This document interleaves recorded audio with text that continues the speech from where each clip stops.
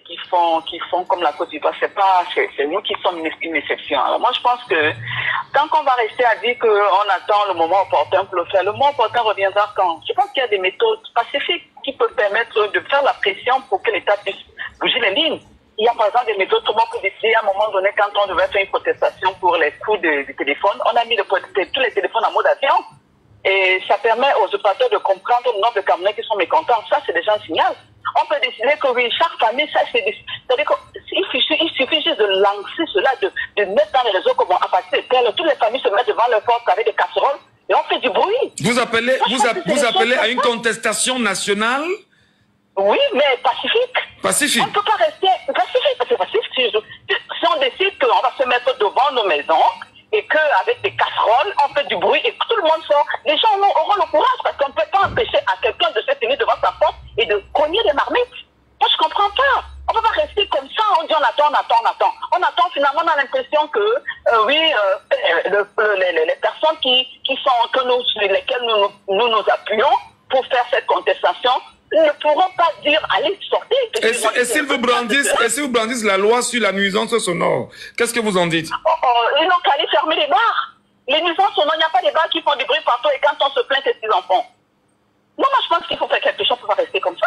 Bah, ça dit que vous demandez, enfin, je n'accompagne pas, hein, mais je redis ce que vous dites, que des Camerounais prennent des couvercles, des marmites, se mettent devant leur porte et chantent quand on remet leur liste, c'est ça? Oui, on fait à partir de telle heure, tout le monde. Il faut bien manifester tout le monde, telle heure, mode avion, je sais pas, il faut faire quelque chose. On ne peut pas rester comme ça dans les raisons bavardes, on passe dans les radios, mais ça ne bouge pas et on est là, regarde. Mais décidément, mais parce que là vous êtes dans des solutions. Mais comment faire en sorte que le peuple camerounais ait plus de changement, qui va vers la quête du changement, entende le message de pression réelle apporté sur l'organe dit indépendant qui viole les textes de la République? Et ils entendent tous, puisque nous sommes tous dans les réseaux sociaux et tous dans les groupes, ils entendent très très bien. Mais je crois qu'ils veulent qu'on leur donne des idées, de telle sorte qu'ils ne puissent pas mettre leur vie en danger. Des solutions pacifiques, parce que vous marchez avec même l'arbre de la paix, on va dire que vous avez marché. Mais il y a autre chose à faire qui est plus pacifique. Mode avion, ça peut marcher. On décide mode avion 10 minutes, ils vont évaluer le mécontentement général. Je crois qu'il faut faire des petites actions et qui vont monter en puissance. On va pas se lever un matin et dire, ok, maintenant tout le monde, non, c'est pas possible. Très bien, Solange.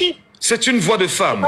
C'est une voix de femme qui fait sa proposition ce matin et qui dit ce qu'elle pense en réalité, en tant que citoyenne camerounaise.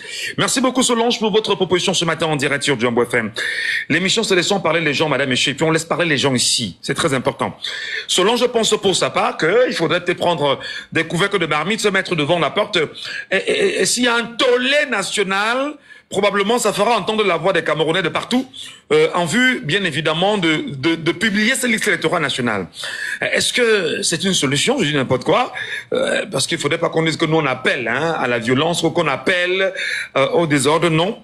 Elle n'a pas demandé de descendre dans la rue, elle a demandé simplement d'avoir une manifestation pacifique. C'est très important de mentionner pacifique. Et en tant que citoyenne camerounaise, elle a donné son point de vue. Appelez-nous au 654 40 19 13.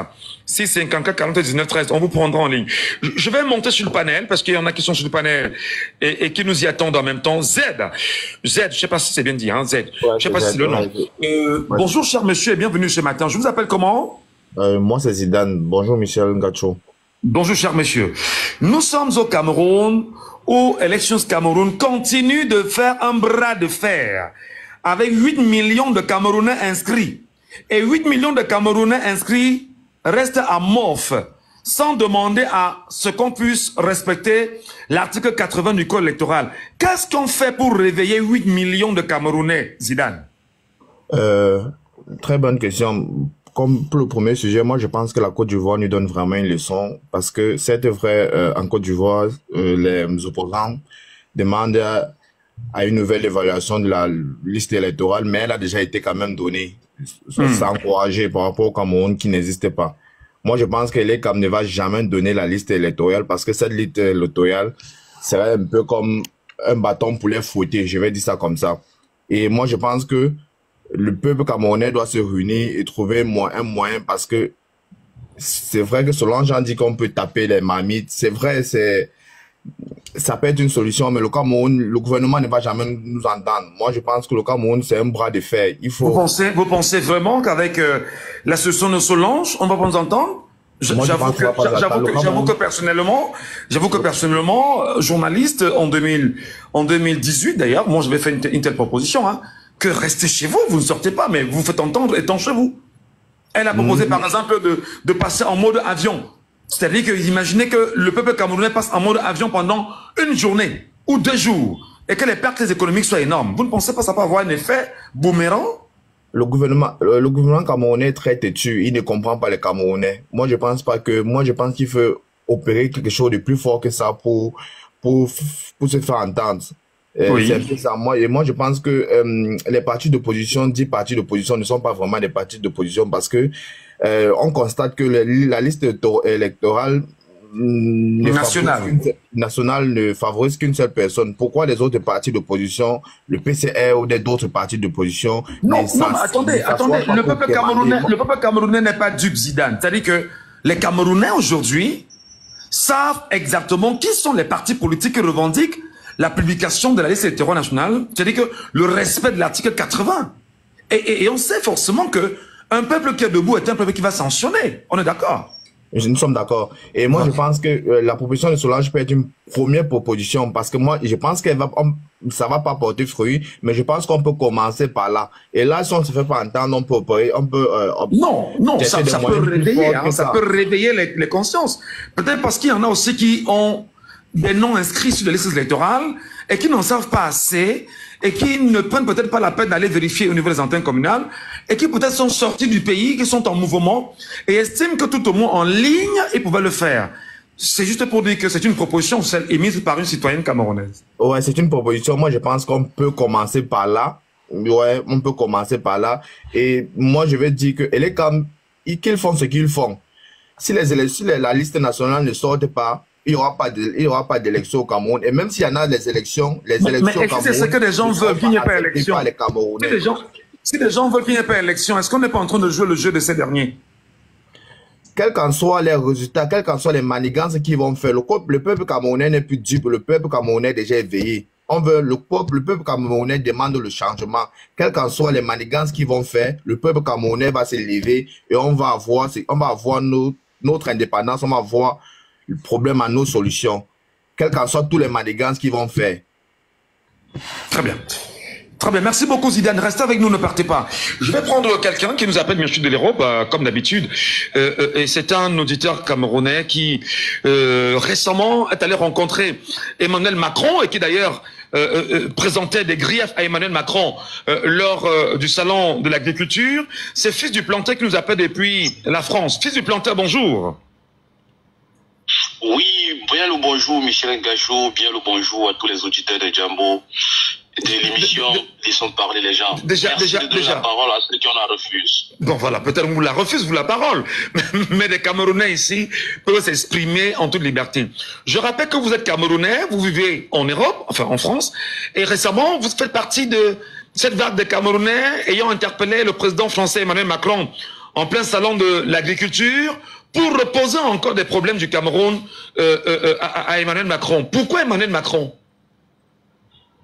Mais parce que c'est l'homme chez qui Paul Biya est allé rendre compte du grand dialogue qu'il a organisé. Et si on rend compte, ça veut dire c'est le patron.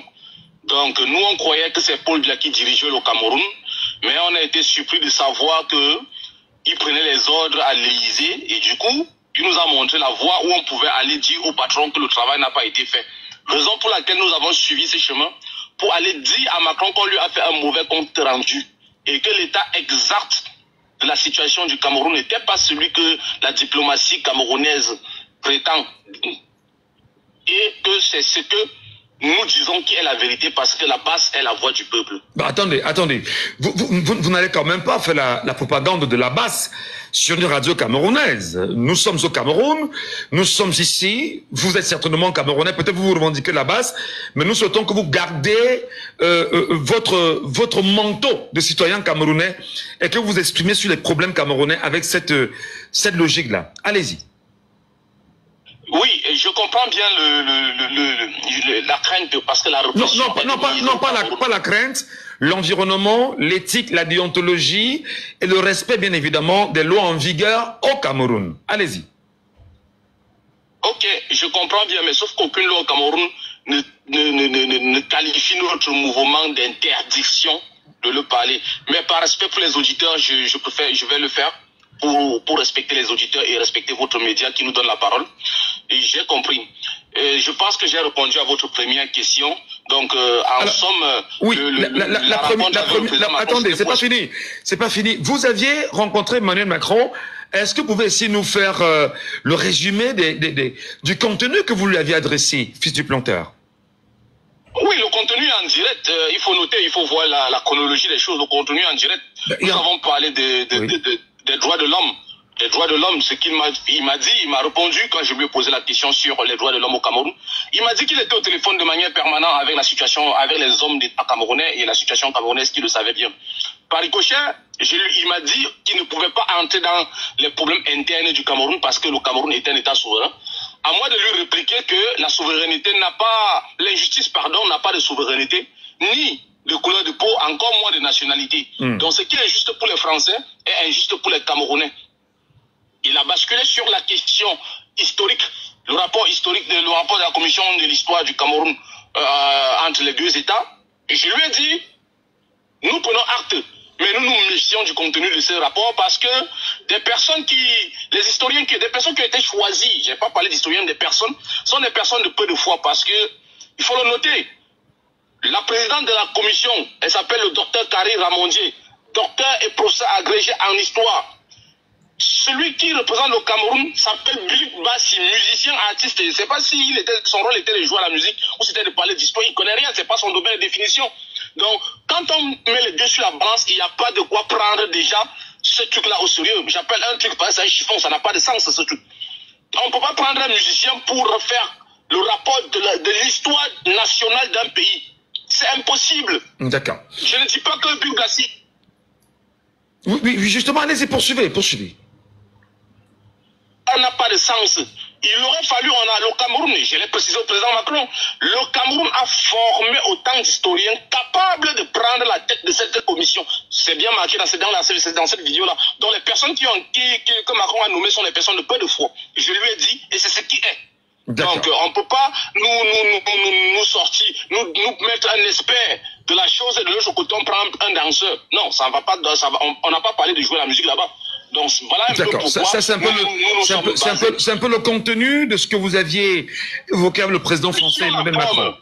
J'aimerais préciser que là c'est sur la forme. Maintenant sur le fond, j'ai essayé de lire quelques briefs de ce rapport.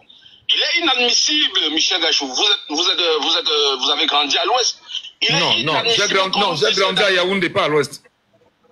Ok, vous avez grandi à Yaoundé, mais vous faites des vacances, vous allez en vacances à l'Ouest. Tout le temps. Donc, il est inadmissible qu'on nous dise que la France n'a pas utilisé le napalm au Cameroun. Dans ce rapport-là, c'est marqué que la France n'a pas utilisé le napalm. Mais moi, j'ai vu dans mon village, le napalm, ma grand-mère avait les séquelles de napalm sur le dos. Vous allez me dire, c'est pas quoi. Quand ma grand-mère me disait que le feu descendait du ciel, c'était quoi le feu? On a des troncs d'arbres qui sont restés brûlés jusqu'aujourd'hui. Mais vous venez me dire que sous le fond, ce truc est sérieux. C'est pas sérieux, il n'y a pas de sérieux là-dedans. Bon, le document en question, on ne l'a pas encore lu. Les Camerounais n'ont pas encore accès à ce document. Je le rappelle. Peut-être. J'ai eu accès, personnellement, j'ai eu accès. Je ne dirais pas par quel canal. À ce document. Oui, j'ai eu accès. Bon. Je serais très heureux, moi, Michel Ngachou, de t'appeler à la fin de l'émission et que tu me donnes aussi l'opportunité de lire ce document parce que je pense que c'est important que nous, tout au moins, qui sommes encore vivants, que nous disons aux Camerounais ce qu'il y a comme contenu dans ce document, fils du planteur. Est-ce que tu me fais la promesse en direct et aux côtés de ces centaines de milliers de Camerounais qui nous écoutent ce matin? Michel, je ne pourrais pas parce que je l'ai lu sur papier. Je ne l'ai pas en fait. J'ai lu mais je ne l'ai pas.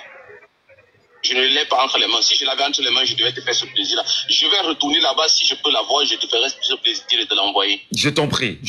C'est très important. Maintenant, revenons à la question. Je voulais préciser.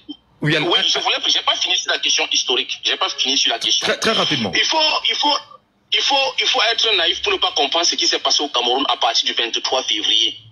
Parce que je rencontre Macron exactement le 22 février. Nous parlons du rapport de la commission d'historiens, que je bats en brèche ça. Et le 23, M. Abel Elimbi Lobé sort. Ceci va en droite ligne avec ça. L'objectif est de persécuter ou de consécuter le message que j'ai passé à Emmanuel Macron. Ça, c'est une manipulation du RDPC pour consécuter le message. Il faut pas perdre de vue ça. Les deux sont liés. La sortie de Elimbi Lobé et la rencontre avec Emmanuel Macron. Le but est de consécuter ce message. Et c'est ça et ils ont réussi parce que c'est ça qui a pris le dessus du débat. Les gens n'ont pas compris que non, on a rejeté le rapport. Ce qui est plus important pour le Cameroun était le rapport historique qui est biaisé à la base. Donc, les gens n'ont pas compris ça. Maintenant, je pense que j'ai évacué cette question. Si vous avez d'autres questions, je vais vous répondre. Non, j'aurais bien souhaité que nous organisions une réelle émission là-dessus. C'est vrai que vous nous appeliez probablement pour intervenir sur le sujet de ce matin. Avec votre permission, vraiment, Fils du Planteur, je voudrais qu'on revienne sur cette émission, sur votre rencontre avec Emmanuel Macron dans une prochaine émission. Mais revenons sur la question de la liste électorale nationale qui fait débat aujourd'hui au Cameroun. La Côte d'Ivoire, récemment, remettait des clés USB aux opposants ivoiriens. Et dans cette clé USB, on y retrouvait le fichier électoral ivoirien remis à l'opposition ivoirienne. Au Cameroun, Éric Essoussé refuse de publier la liste électorale nationale, comme lui impose l'article 80 du Code électoral, soutenu par le Conseil électoral national, malgré les plaintes portées à son endroit. Décidément, quelle est la formule nécessaire pour le peuple souverain et les 8 millions de Camerounais inscrits à avoir cette liste électorale nationale-là? Merci Michel. Votre question répond déjà à votre question. Vous avez une réponse dans votre question. Là, vous dites quelle est la formule du peuple souverain? Dites-moi quel peuple vous avez et je vous dirai quel combat vous pourriez mener. Là, je pense qu'on peut s'entendre au moins là-dessus. En réalité, tout dépend du peuple camerounais. Le peuple étant souverain, c'est-à-dire le législateur, les législateurs légifèrent au nom du peuple. S'il y a une loi qui ne plaît pas au peuple, à ce peuple de se débarrasser de cette loi, ou du porteur, ou le représentant physique de cette loi. En somme, le peuple camerounais est le problème du Cameroun. En somme, je recommence. Le peuple camerounais est le problème du Cameroun. Vous avez pris l'exemple sur la Côte d'Ivoire. Vous savez, regardez, observez la géographie politique ivoirienne et regardez la géographie politique camerounaise.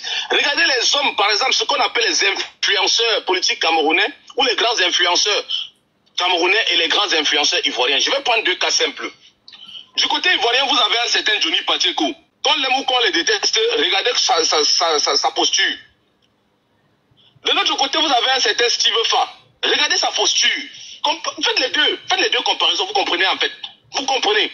Vous comprendrez où est le problème. C'est simple. De l'autre côté, vous avez les artistes ivoiriens. Les artistes musiciens. Je catégorise les musiciens ivoiriens. De notre côté, nous avons les artistes camerounais. Faites les deux. Quand ça ne va pas, vous allez voir les Ivoiriens sortir des musiques pour prendre fait et cause pour leur peuple. Sortez-moi une musique camerounaise, retirez Valsero. Sortez une musique camerounaise qui prend fait et cause pour le peuple camerounais. Non, la plupart sont... Il y a Exafan par exemple. Il y a Exafan qui est là, c'est un artiste camerounais. Exafan vient d'arriver. Mais vous n'allez pas me citer quelqu'un qui vient d'arriver tout de suite. Je comprends. Vous parlez d'Exafan. Vous parlez de... Ce que je vous parle là, allez sur 30 ans. Vous allez citer combien d'Ivoiriens? Sur 30 ans, minimum, vous allez citer. Mais allez sur 30 ans au Cameroun, vous allez citer qui? En dehors de Valsero. Sur 30 ans, vous allez citer qui au Cameroun? En dehors de Valsero. Longuet, par exemple. Longuet. Pardon, ne faites pas rigoler. C'est pas grave. Je conçois, oui, Longuet. Et qui? Voilà. Et qui d'autre? Vous voyez que c'est peu. Mais du côté ivoirien, vous en avez ça. Ça veut dire, en fait, chez eux, ils ont une culture politique qui permet aux uns et aux autres de s'exprimer librement et de revendiquer ce qui est de droit. Et chaque personne, même le président, a peur de son peuple parce que c'est le peuple qui est souverain. Mais au Cameroun, le peuple qui a peur du président. Voilà la réalité du Cameroun.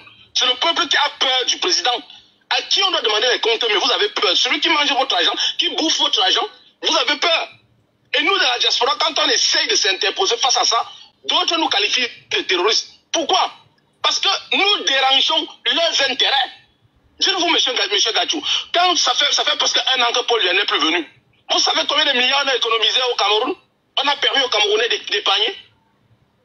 Le voyage, le séjour de Paul Biya en étranger coûte pas moins de 5 milliards à l'État camerounais. Chaque fois qu'il se déplace, pas moins de 5 milliards. Et parfois, il se déplaçait 3 à 4 fois par an à l'étranger. Ça fait combien de temps qu'il ne vient plus? Au bout de 7 dernières années, Paul Biya a peut-être fait 3 ou 4 déplacements en Europe. Pas pour plus d'une semaine.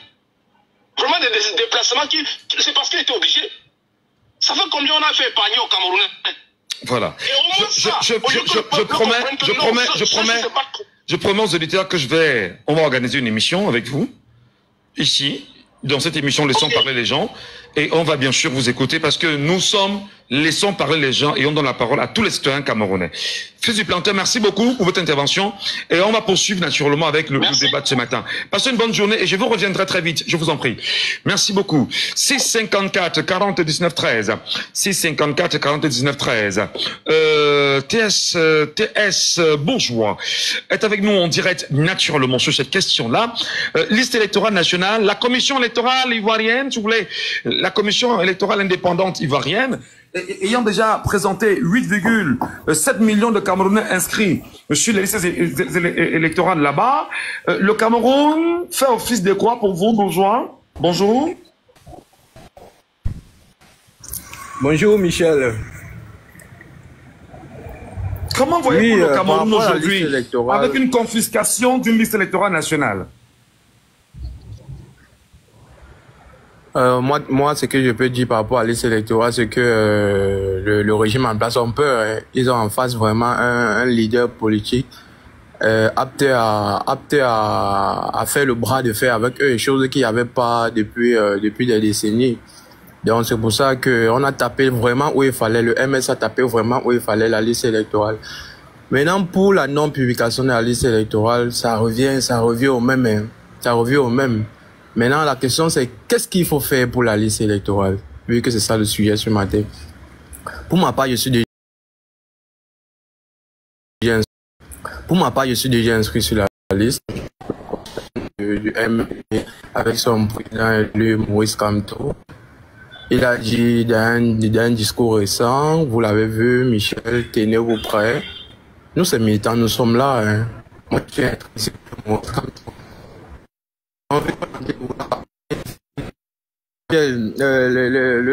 Pour la liste électorale, la non-publication de la liste électorale, pour nous, nous ne sommes pas étonnés par rapport à tout ça. Nous ne sommes pas étonnés parce qu'aujourd'hui, ça nous montre une fois de plus que nous sommes sur la bonne voie en suivant le procès Maurice Kamto. Vraiment, si aujourd'hui, j'ai jamais voté de ma vie, si aujourd'hui je suis inscrit sur la liste électorale, c'est par rapport au programme politique, c'est par rapport au monsieur qui est Kamto, qui nous parle, il parle aux Camerounais que nous sommes avec amour. Avec amour, chose que nous avons jamais eu de cet État camerounais, si ce n'est que la peur. Mais la question de fond, la question de fond, c'est de savoir qu'est-ce que nous faisons, qu'est-ce qu'il faut faire, jusqu'où il faut aller pour avoir cette liste-là. Justement, par rapport à ce qu'il faut faire pour avoir la liste jusqu'ici, moi, comme je disais tout à l'heure, avant qu'on soit coupé, les Camerounais ont tellement peur. On a tellement mal. Dans la tête des Camerounais, comme Fils du Planteur a dit tout à l'heure, les Camerounais ont tellement peur même du président. Les Camerounais n'ont pas cette culture-là que le président, en fait, est comme l'employé du peuple. Que tous ces ministres-là sont des employés du peuple. Les Camerounais n'ont pas ça. Pour eux, le président, c'est le Dieu, en fait. Donc nous avons tellement peur à un point où vous avez vu dernièrement qu'on a augmenté le prix du carburant. Quels Camerounais? Les Camerounais sont sortis, les choses aussi basiques.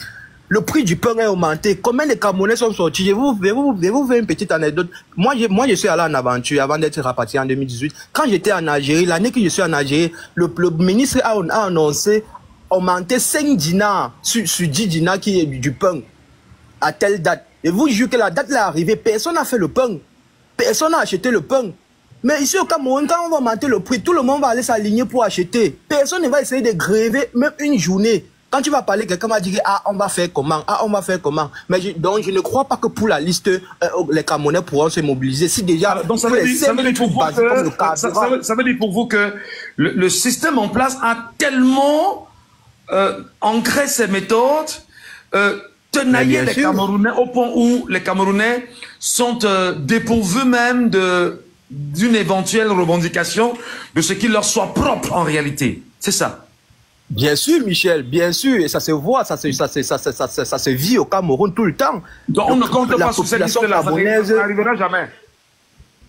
Cette liste n'arrivera jamais et je vous promets la population camerounaise s'ils ne sont pas prêts à le faire. Mais je pense que par rapport à la candidature du professeur Maurice Kamto qui est en train de vouloir être refusé, je pense que là, par exemple, les Camerounais pourront faire quelque chose. Parce que c'est ça que le régime là attend depuis. Ils essaient de manipuler la population parce qu'ils savent qu'au fond de la population camerounaise, il y a une peur qui réside. Sauf que, comme le professeur a dit, si tu ouvres une boîte de Pandore, n'oublie pas que ça va créer des dégâts. Hein. Parce que là, si tu voulais faire ouvrir la boîte de Pandore. Merci beaucoup. Merci. Céduc est avec nous ce matin, bien évidemment, sur notre antenne. Céduc, bonjour.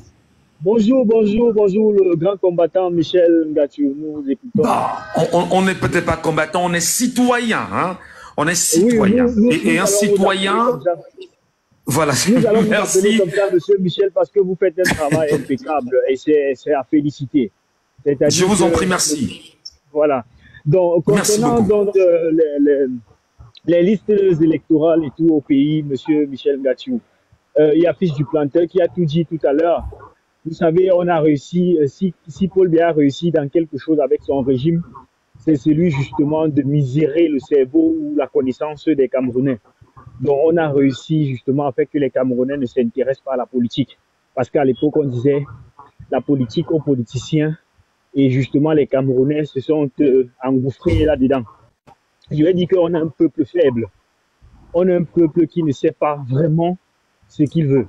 Parce que voilà, celui qui m'a précédé a rappelé que justement il y a un certain nombre de choses qui se passent justement au Cameroun et que le peuple regarde sans rien faire. Et c'est inacceptable. J'ai constaté que sur votre panel, monsieur Michel Ngatiou, vous avez peur qu'on prononce le mot manifester.